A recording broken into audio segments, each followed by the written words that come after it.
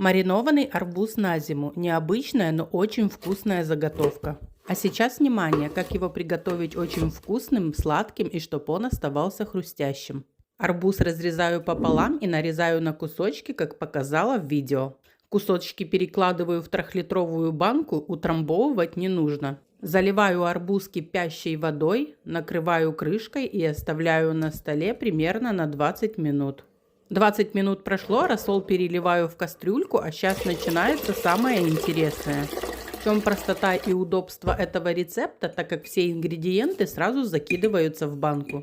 На 3-литровую банку добавляю 6 столовых ложек с горкой сахара.